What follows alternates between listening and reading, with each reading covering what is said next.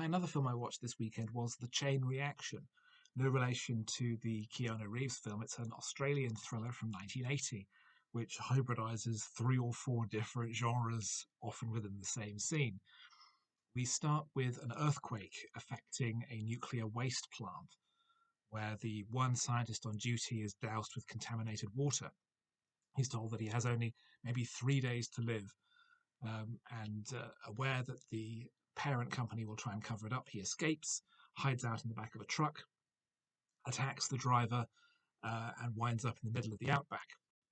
Meanwhile, our main characters, a couple who own a Sydney car repair showroom, go for a weekend break in the country to their house, and in the middle of the night they find this figure knocking on the door. He's injured, he's unwell, and he appears to have some kind of amnesia. He can't remember anything from the last 20 years.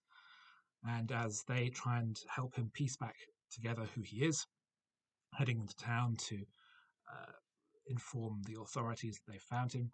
So the authorities from the organization close in, and we get a mixture of the China Syndrome, the Crazies, and Mad Max, with high-speed chases through the outback, nuclear terror, and people in containment suits and gas masks running around.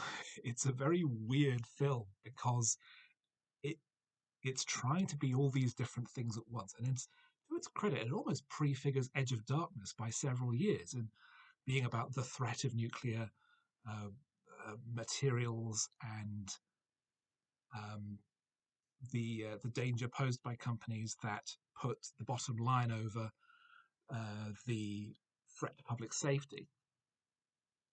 Um, but it never quite meshes properly.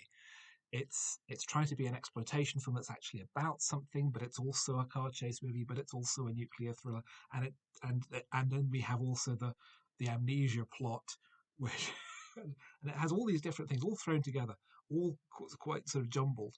And although in and of itself the film is quite entertaining and the individual bits are well executed, it never properly meshes into a fully realized concept. There are some great car chase sequences of our main character being chased through the outback by villains in their own cars, and those sequences were directed by George Miller.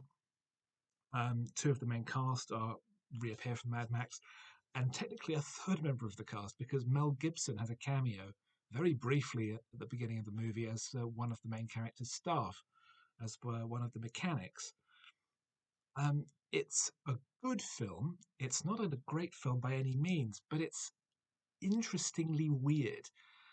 I've really enjoyed most of the films I've seen from the Australian New Wave, that explosion of talent that the Australian film industry saw from the 70s through to the 90s.